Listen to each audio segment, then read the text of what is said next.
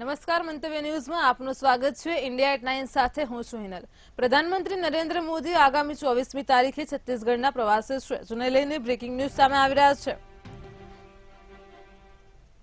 તો છત્તીસગઢમાં કાર્યક્રમને તેઓ સંબોધિત કરશે। પીએમ નરેન્દ્ર મોદી 34,400 કરોડથી પણ વધુના કામોનું ઉદ્ઘાટન સાથે જ શિલાન્યાસ કરશે। માર્ગો, રેલવે, કોલસો, ઉર્જા અને સૌર ઉર્જાની સેવા પૂરી પાડશે। તો પીએમ મોદી એનટીપીસીના થર્મલ પાવર પ્રથમનું પણ લોકાર્પણ કરશે। તો પ્રધાનમંત્રી આગામી 24મી ફેબ્રુઆરીએ છત્તીસગઢના પ્રવાસે છે, જ્યાં તેઓ વિકાસના કામોનું લોકાર્પણ કરશે, સાથે જ શિલાન્યાસ કરશે। છત્તીસગઢમાં પીએમ તમામ કાર્યક્રમને સંબોધિત કરશે। પીએમ 34,400 કરોડથી પણ વધુના કામોનું ઉદ્ઘાટન કરશે। તો પીએમ નરેન્દ્ર મોદીએ માર્ગો, રેલવે, કોલસો, ઉર્જા અને સૌર ઉર્જાથી સેવા પૂરી પાડશે। પીએમ મોદી એનટીપીસીના થર્મલ પાવર પ્રથમનું પણ લોકાર્પણ કરશે। તો પ્રધાનમંત્રીના આગામી કાર્યક્રમને લઈને બ્રેકિંગ ન્યૂઝ સામે આવી રહ્યા છે। 24મી ફેબ્રુઆરીએ તેઓ છત્તીસગઢના પ્રવાસે છે। તો છત્તીસગઢમાં પીએમ નરેન્દ્ર મોદી કાર્યક્રમને સંબોધિત કરશે। 34,400 કરોડથી વધુના કામોના શિલાન્યાસ કરશે, જેમાં સૌર ઉર્જાથી સેવા પૂરી પાડશે તથા માર્ગો, રેલવે અને કોલસોનો પણ તેમાં સમાવેશ થાય છે। તો પીએમ મોદી એનટીપીસીના થર્મલ પાવર પ્રથમનું પણ લોકાર્પણ કરશે। પ્રધાનમંત્રી નરેન્દ્ર મોદી આગામી છત્તીસગઢના પ્રવાસે છે। 24મી ફેબ્રુઆરીએ તેઓ છત્તીસગઢની મુલાકાતે છે। તેઓ કાર્યક્રમને સંબોધિત કરશે તથા અનેક વિકાસના કામોનું ઉદ્ઘાટન કરશે અને શિલાન્યાસ કરશે। 34,400 કરોડથી વધુના કામોનું પીએમ નરેન્દ્ર મોદી ઉદ્ઘાટન કરશે, શિલાન્યાસ કરશે। માર્ગો, રેલવે, કોલસો, ઉર્જા અને સૌર ઉર્જાથી તેને પૂરી પાડશે। તો પીએમ મોદી એનટીપીસીના થર્મલ પાવર પ્રથમનું પણ લોકાર્પણ કરશે। તો પીએમ નરેન્દ્ર મોદીના આગામી કાર્યક્રમને લઈને હાલ બ્રેકિંગ ન્યૂઝ સામે આવી રહ્યા છે। તેઓ છત્તીસગઢના પ્રવાસે 24મી ફેબ્રુઆરીના રોજ કાર્યક્રમને પણ સંબોધિત કરશે, જેમાં 34,400 કરોડથી વધુના કામોનું ખાતમુહૂર્ત કરશે, લોકાર્પણ કરશે, સાથે જ શિલાન્યાસ થશે, કાર્યક્રમને સંબોધિત કરશે।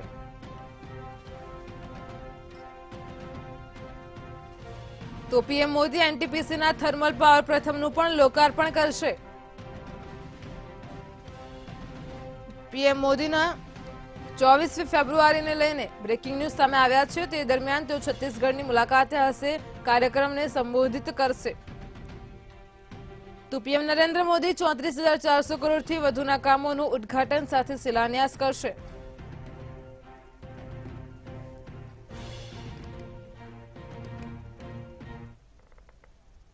લોકસભાની ચૂંટણી માટે ફેબ્રુઆરીના અંતમાં અથવા તો માર્ચના પ્રથમ અઠવાડિયામાં નોટિફિકેશન બહાર પાડવામાં આવી શકે છે। આ સંભાવનાને ધ્યાનમાં રાખીને તમામ રાજકીય પક્ષો પૂરજોશમાં તૈયારી કરી રહ્યા છે। આ વચ્ચે દિલ્હીથી મોટા સમાચાર સામે આવી રહ્યા છે, જેમાં આમ આદમી પાર્ટી અને કોંગ્રેસ વચ્ચે ચૂંટણીને લઈને સમજૂતી થઈ છે। દિલ્હીમાં કોંગ્રેસ અને આમ આદમી પાર્ટીના ગઠબંધન પર વાતચીત અંતિમ તબક્કામાં ચાલી રહી હતી। આજે બંને પક્ષો વચ્ચે બેઠક વહેંચણીને લઈને સમજૂતી થઈ છે। તો જેમાં દિલ્હીમાં લોકસભાની 7 બેઠકોમાંથી આમ આદમી પાર્ટી 4 બેઠકો ઉપર ચૂંટણી લડશે, જ્યારે કોંગ્રેસ 3 લોકસભા બેઠકો ઉપર ચૂંટણી લડી શકે છે। નોંધનીય છે કે દિલ્હીના મુખ્યમંત્રી અરવિંદ કેજરીવાલે ઘણી વખત કોંગ્રેસ સાથે સીટ વહેંચણીમાં પણ વિલંબ પર નારાજગી વ્યક્ત કરી હતી। તેમણે કહ્યું હતું કે આ કામ ઘણું પહેલા થઈ જવું જોઈતું હતું। બંને પક્ષો ગઠબંધન હેઠળ દિલ્હીમાં ચૂંટણી લડવા માટે સંમત થયા હોય તેવું લાગે છે। જોકે હાલ તો કોંગ્રેસ આ ઓફર અંગે કંઈ પણ કહેવાનું ટાળી રહી છે। સૂત્રોના જણાવ્યા અનુસાર આમ આદમી પાર્ટી દક્ષિણ દિલ્હી, ઉત્તર પશ્ચિમ દિલ્હી, નવી દિલ્હી અને પશ્ચિમ દિલ્હીની બેઠકો ઉપર ચૂંટણી લડી શકે છે। તો બાકીની 3 સીટો નોર્થ ઇસ્ટ, ચાંદની ચોક અને ઈસ્ટ દિલ્હી કોંગ્રેસને મળી શકે છે। હાલમાં દિલ્હીની તમામ 7 બેઠકો પર ભાજપના સાંસદો છે।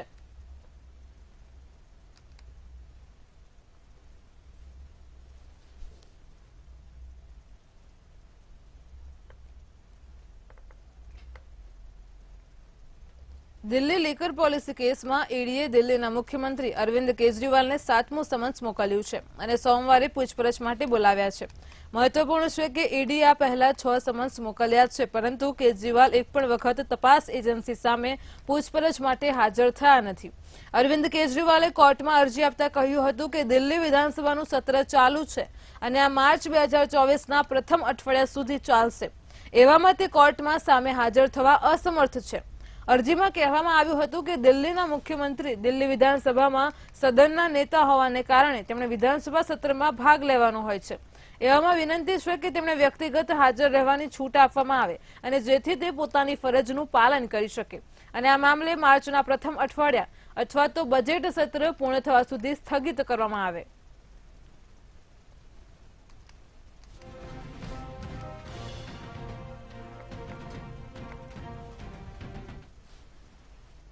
વડાપ્રધાન નરેન્દ્ર મોદી એક દિવસના ગુજરાતના પ્રવાસે છે. વડાપ્રધાન મોદી અમદાવાદના નરેન્દ્ર મોદી ક્રિકેટ સ્ટેડિયમમાં ગુજરાત કોઓપરેટિવ માર્કેટિંગ ફેડરેશનના ગોલ્ડન જ્યુબિલી કાર્યક્રમમાં હાજરી આપી હતી. ગુજરાત કોઓપરેટિવ મિલ્ક માર્કેટિંગ ફેડરેશનના સુવર્ણ જયંતિ સમારોહમાં વડાપ્રધાન નરેન્દ્ર મોદીએ કહ્યું હતું કે 50 વર્ષ પહેલા ગુજરાતના ગામડાઓએ ભેગા મળીને જે રોપા વાવ્યા હતા તે આજે એક વિશાળ વટવૃક્ષ બની ગયો છે અને આજે આ વિશાળ વડની શાખાઓ છે તો વૃક્ષ એ દેશ વિદેશમાં ફેલાય છે. गांवों ने मिलकर 50 वर्ष पहले जो पौधा लगाया था वो आज विशाल वटवृक्ष बन गया है और इस विशाल वटवृक्ष की शाखाएं आज देश विदेश तक फैल चुकी है. Gujarat cooperative milk marketing federation की स्वर्ण जयंती पर आप सभी को बहुत बहुत शुभकामनाएं. રાજસ્થાનના નાગોરમાં આવેલા ડેગાના ખાતે વિશ્વકર્મા જયંતિના અવસરે જ એક મોટી દુર્ઘટના સર્જાઈ છે. અહીં એક કાર શોભાયાત્રા ઉપર ફરી વળી હતી, જેના લીધે ડઝનેક લોકો કાર નીચે કચડાઈ ગયા હતા. તો માહિતી અનુસાર 2 લોકો તો ઘટના સ્થળે જ મૃત્યુ પામી ગયા હતા અને અન્ય ઘાયલોને અજમેર રિફર કરી દેવામાં આવ્યા છે. તો આ દુર્ઘટના બાદ ડેગાના ખાતે આવેલી હોસ્પિટલમાં પણ ભારે ભીડ જોવા મળી હતી. કાર ચાલકને હાર્ટ એટેક આવી ગયો હતો અને જેના લીધે તેને ગાડી પરથી કાબુ ગુમાવી દીધો હતો. તો ગાડી એટલી ઝડપે દોડી રહી હતી કે તેને કાબુમાં ન કરી શક્યો અને ભીડ તેની લપેટમાં આવી ગઈ. આ ઘટનાના સીસીટીવી ફૂટેજ પણ સામે આવ્યા છે, જેમાં દેખાય છે કે કેવી રીતે એક કાર એ લોકોની ભીડ ઉપર ફરી વળી છે અને તેમને કચડીને આગળ વધી જાય છે.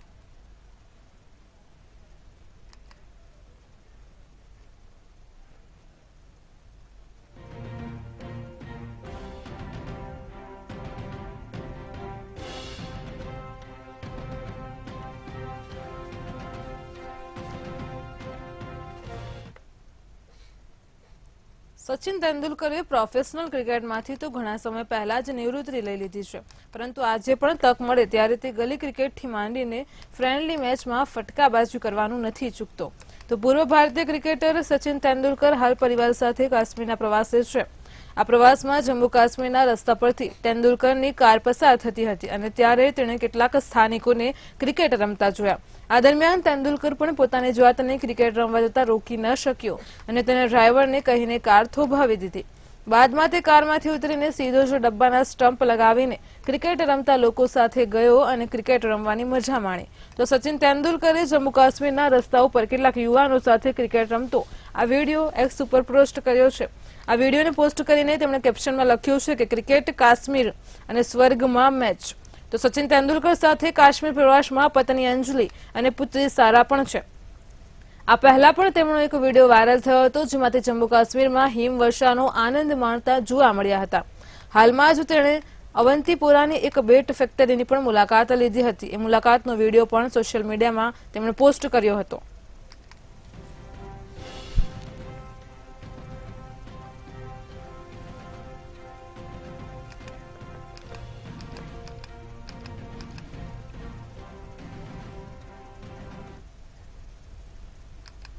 વાડીનાથ ધામ મહાદેવ મંદિરના સુવર્ણ શિખર મહોત્સવમાં ગુરુપુષ્ય અમૃત સિદ્ધિ યોગમાં મહાશિવલિંગની પ્રતિષ્ઠા વડાપ્રધાન નરેન્દ્ર મોદીના હસ્તે કરવામાં આવી છે।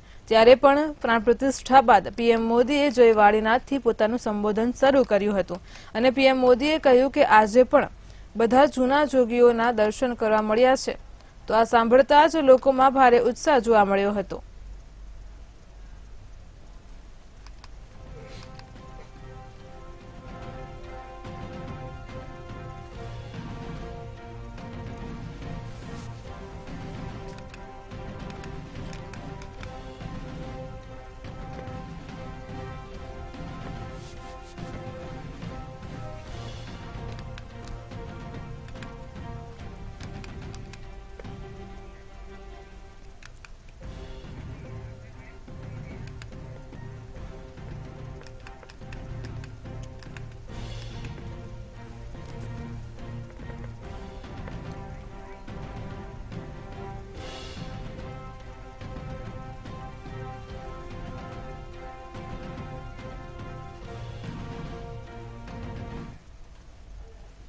વાડીનાથ ધામ મહાદેવ મંદિરના સુવર્ણ શિખર મહોત્સવમાં ગુરુપુષ્ય અમૃત સિદ્ધિ યોગમાં મહાશિવલિંગની પ્રતિષ્ઠા વડાપ્રધાન નરેન્દ્ર મોદીના હસ્તે કરવામાં આવી છે અને ત્યારે પ્રાણ પ્રતિષ્ઠા બાદ પીએમ મોદીએ જય વાડીનાથથી સભાનું સંબોધન શરૂ કર્યું હતું અને પીએમ મોદીએ કહ્યું કે આજે પણ આ બધા જૂના જોગીઓના દર્શન કરવા મળ્યા છે।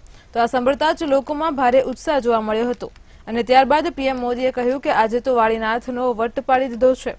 તો અગાઉ પણ ઘણીવાર અહીં આવ્યો છું, પણ આજે તો કંઈક અલગ જ વાત છે। રબારી સમાજ માટે આ ગુરુગાદી આસ્થાનું કેન્દ્ર રહ્યું છે અને ત્યારે લોકોની સુવિધા માટે 13,000 કરોડથી પણ વધુના વિકાસ કાર્યોનું લોકાર્પણ અને ખાતમુહૂર્ત કરાયું છે, જેનાથી લોકો માટે રોજગાર માટે નવો અવસર બનશે। સાથે સાથે પીએમ મોદીએ પોતાના સંબોધનમાં કોંગ્રેસ પર આકરા પ્રહારો પણ કર્યા હતા।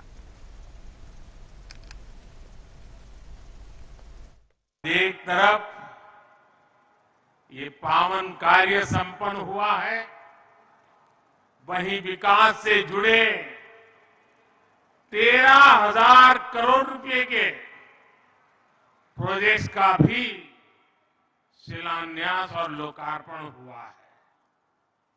ये project rail, road, port, transport,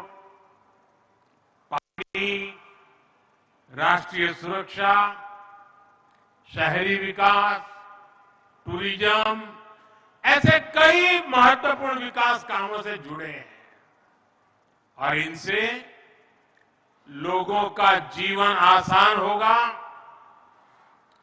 और इस क्षेत्र के युवाओं के लिए रोजगार के, स्वरोजगार के नए अवसर बनेंगे। दुर्भाग्य से आजाद भारत में लंबे समय तक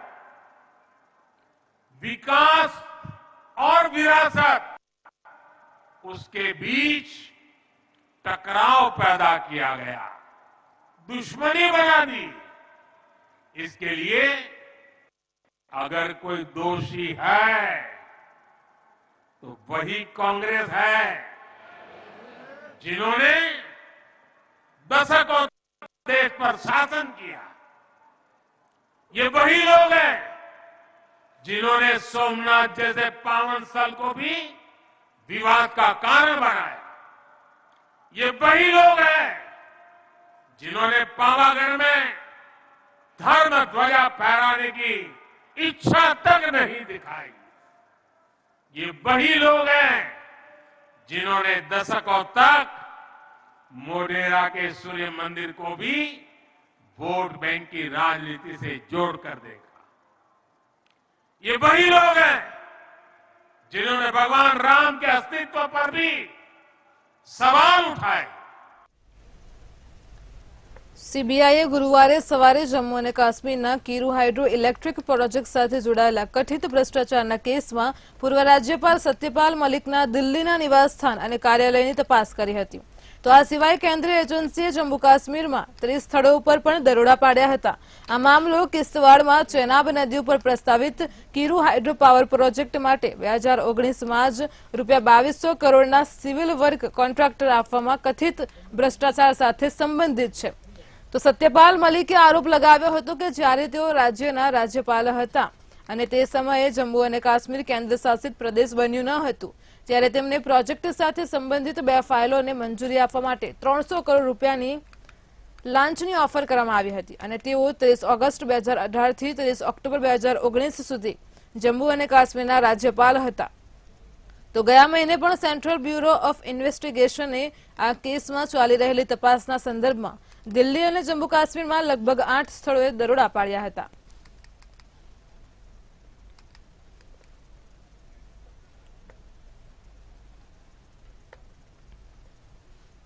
જમ્મુ કાશ્મીરમાં ચિનાબ નદી ઉપર વિશ્વનો સૌથી ઊંચા રેલવે બ્રિજનું મંગળવારે પ્રધાનમંત્રી દ્વારા ઉદ્ઘાટન કરવામાં આવ્યું હતું, જેને કતરા બનિહાલ રેલવે ખંડ પર લગભગ 28,000 રૂપિયાના ખર્ચે બનાવવામાં આવ્યો છે. તો આ પુલનું નિર્માણ 2004માં શરૂ થયું હતું અને વર્ષ 2009માં જ તેને પૂર્ણ કરવાનો લક્ષ્યાંક નક્કી કરવામાં આવ્યો હતો. જોકે સુરક્ષાના કારણોસર તેની પ્રોજેક્ટ સાઇટ પરનું કામ ઘણી વખત અટકાવવું પડ્યું હતું. તો આ બ્રિજનું નિર્માણ Konkan railway corporation limited Udhampur Srinagar Baramulla railway link પરિયોજના હેઠળ કરવામાં આવ્યું છે, જે ખીણને દેશના અન્ય ભાગો સાથે જોડશે. તો આથી ભારતીય સેના માટે પણ કામ સરળ બન્યું છે. ચાલો જાણીએ તેની વિશેષતાઓ અને શા માટે આ રેલવે બ્રિજ પાકિસ્તાન અને ચીનની ચિંતાનું કારણ બન્યું છે. આ રેલવે બ્રિજની ઊંચાઈ નદી તટથી 359 મીટર અને લંબાઈ 1315 મીટર છે. તો આ બ્રિજ એ પેરિસના એફિલ ટાવર કરતા 35 મીટર ઊંચો છે. જો કે ચીનની સુપાઈ નદી પર બનેલો પુલ 275 મીટર ઊંચો છે. આ પુલને એવી રીતે ડિઝાઇન કરવામાં આવ્યો છે કે તે 120 વર્ષ સુધી સેવા આપતો રહેશે. આનાથી ભારતીય રેલવે માટે જમ્મુથી કાશ્મીર ખીણ સુધી પહોંચવામાં સરળતા રહેશે.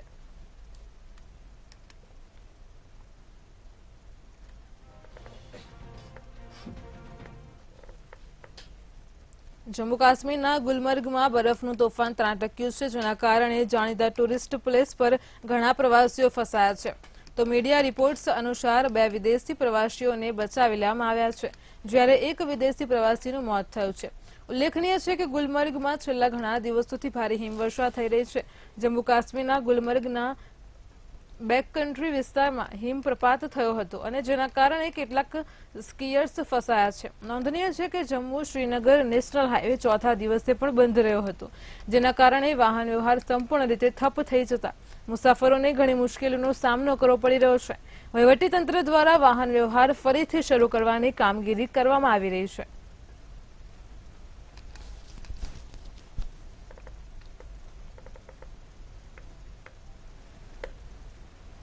ભારતની સૌથી મોટી સરકારી બેંક સ્ટેટ બેંક ઓફ ઇન્ડિયાએ તેની સફળતામાં વધુ એક સીમાચિહ્ન સ્થાપિત કર્યું છે.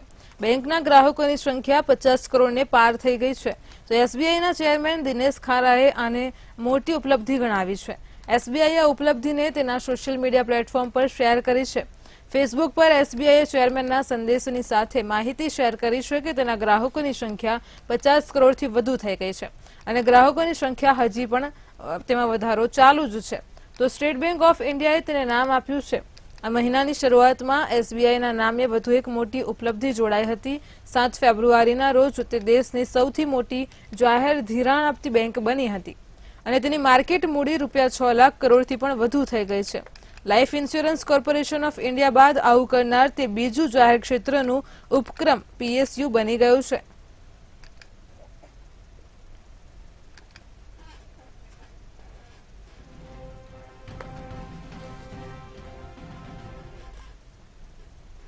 પશ્ચિમ બંગાળના સંદેશખાલીમાં ફરી તણાવના સમાચાર છે. ગુરુવારે બેરમજૂરમાં પરિસ્થિતિ ત્યારે બગડી જ્યારે કેટલીક સ્થાનિક મહિલાઓએ ફરાર આરોપી શાહજહાં શેખના ભાઈઓ પર જમીન હડપ કરવાનો આરોપ લગાવ્યો.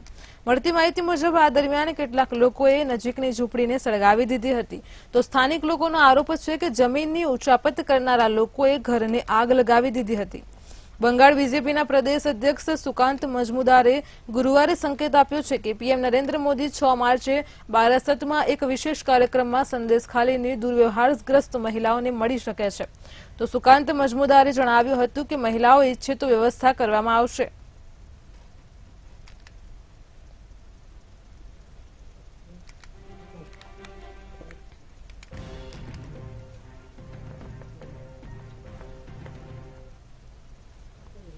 મણિપુર હાઈકોર્ટે મેતે સમુદાયને અનુસૂચિત જનજાતિમાં સામેલ કરવાના તેના 2023ના આદેશમાં સુધારો કર્યો છે. હાઈકોર્ટનું કહેવું છે કે આ નિર્ણયથી રાજ્યમાં વંશીય અશાંતિ વધી શકે છે. રાજ્યમાં ફાટી નીકળેલી જાતીય હિંસામાં અત્યાર સુધીમાં 200થી વધુ લોકોના મોત થયા છે. તો આ રીતે હાઈકોર્ટે 27 માર્ચ 2023ના તેના નિર્ણયનો એક ફકરો કાઢી નાખ્યો છે. કોર્ટના આ નિર્ણય બાદ મણિપુરમાં જાતીય હિંસા ફાટી નીકળી હતી. કોર્ટના આ નિર્ણયનો કુકી સમુદાય વિરોધ કર્યો હતો. હાઈકોર્ટમાં જસ્ટિસ ગોલમેઈની બેન્ચે કહ્યું હતું કે તે નિર્ણય મહારાષ્ટ્ર સરકાર વિરુદ્ધ મિલિંદ અને અન્યના કેસમાં આપવામાં આવેલા સુપ્રીમ કોર્ટના નિર્ણયની વિરુદ્ધ છે. મહારાષ્ટ્ર સરકાર વિરુદ્ધ મિલિંદ અને અન્યોના કેસમાં સુપ્રીમ કોર્ટે કહ્યું હતું કે અદાલતો અનુસૂચિત જનજાતિની યાદીમાં સુધારો કરે કે ફેરફાર કરી શકે નહીં અને આ કારણોસર કોર્ટે તેના જૂના નિર્ણયમાં સુધારો કરી રહી છે. તો ખંડપીઠે કહ્યું કે ગયા વર્ષના ફકરા 17(3) હેઠળ આપવામાં આવેલી સૂચનાઓ ડિલીટ કરવી જોઈએ અને તેથી તેને ડિલીટ કરવામાં આવી રહી છે.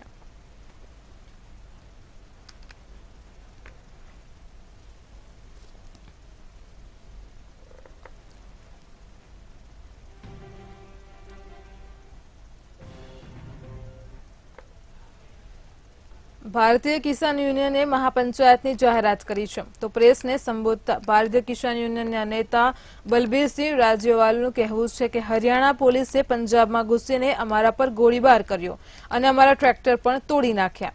હરિયાણાના સીએમ અને હરિયાણાના ગૃહપ્રધાન સામે આઈપીસીની કલમ 302 હેઠળ કેસ નોંધવામાં આવે. એક ખેડૂતની મૃત્યુમાં ન્યાયિક તપાસ થવી જોઈએ. 14 માર્ચે દિલ્હીના રામલીલા મેદાનમાં ખેડૂતોની મહાપંચાયત થશે.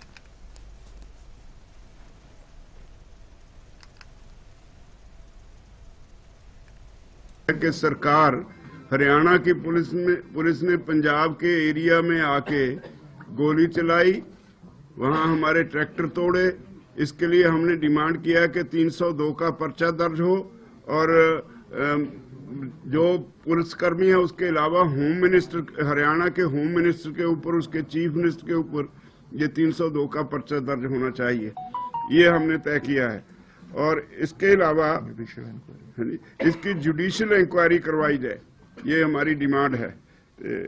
लास्ट में करते हैं कॉम्पनसेशन 1 करोड़ रुपया का कॉम्पनसेशन. हाँ, कंपनसेशन 1 करोड़ रुपए का कंपनसेशन, वो भी हमने डिमांड किया है. इसके अलावा एक ये तय किया है कि 14 मार्च को हम सारे देश की एक बड़ी महापंचायत रामलीला मैदान दिल्ली में करेंगे 14 मार्च को. तो उसका फैसला किया, सारे देश से किसान वहां दिल्ली पहुंचेंगे और 14 मार्च की रैली में शामिल होंगे. इसके आगे टिकैत साहब. કેન્દ્રીય કેબિનેટની બેઠકમાં ઘણા મહત્વપૂર્ણ નિર્ણયો લેવામાં આવ્યા હતા. તો કેબિનેટ શેરડીની ખરીદીના ભાવમાં 8% વધારાની મંજૂરી આપી છે. કેબિનેટે શેરડીની ખરીદીની કિંમત 315 રૂપિયા પ્રતિ ક્વિન્ટલથી વધારીને 340 રૂપિયા પ્રતિ ક્વિન્ટલ કરવાની મંજૂરી પણ આપી છે. તો આ રીતે શેરડીના ભાવમાં પ્રતિ ક્વિન્ટલ 25 રૂપિયાનો વધારો થયો છે.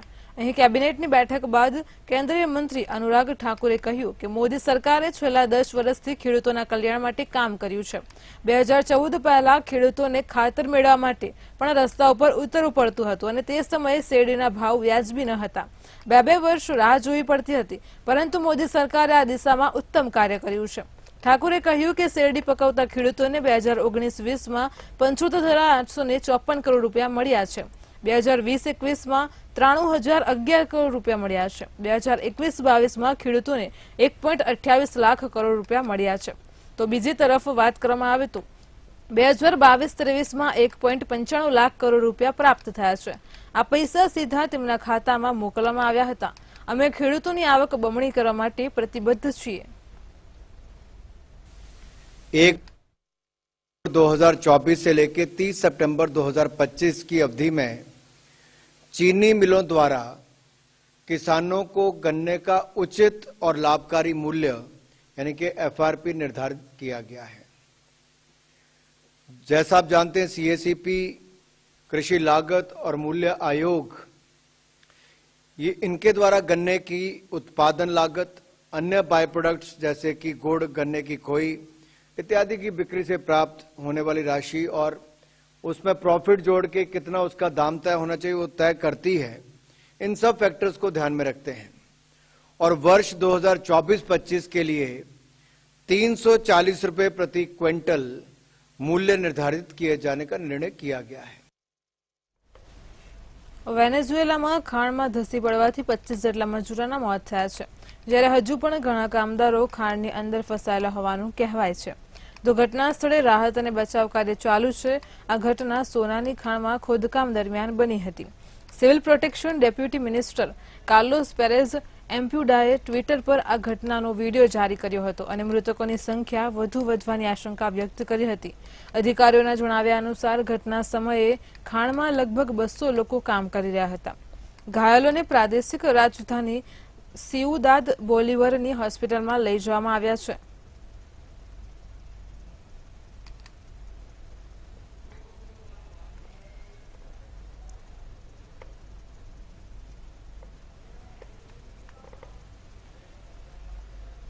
છેલ્લા કેટલાક દિવસોમાં દેશભરમાં હવામાનમાં પલટો આવ્યો છે. પર્વતો ઉપર બરફ પડી રહ્યો છે, ત્યારે એવામાં સિક્કિમમાં ઊંચાઈવાળા વિસ્તારોમાં અચાનક ભારે હિમવર્ષા અને ખરાબ હવામાનને કારણે મોટી સંખ્યામાં પ્રવાસીઓ ફસાઈ ગયા હતા. ત્યારબાદ ભારતીય સેના દેવદૂતના રૂપમાં ત્યાં પહોંચી હતી. સેનાએ પૂર્વ સિક્કિમમાં ઊંચાઈવાળા વિસ્તારોમાં ફસાયેલા 500થી વધુ પ્રવાસીઓને બચાવ્યા હતા. સેનાએ એક સત્તાવાર નિવેદનમાં આ માહિતી આપી હતી. અચાનક ભારે હિમવર્ષાને કારણે નાથુલામાં 500થી વધુ પ્રવાસીઓને લઈ જતા લગભગ 175 વાહનો ફસાઈ ગયા હતા. ખરાબ હવામાન અને હિમવર્ષાની માહિતી મળતાની સાથે જ ત્રિશક્તિ કોર્પ્સના સૈનિકો શૂન્યથી નીચે તાપમાનમાં સ્થળ ઉપર પહોંચ્યા અને ફસાયેલા પ્રવાસીઓને બચાવ્યા હતા. તો પ્રવાસીઓને સમયસર તબીબી સંભાળ, ગરમ નાસ્તો અને ભોજન અને સલામત પરિવહન પ્રદાન કરવામાં આવ્યું હતું.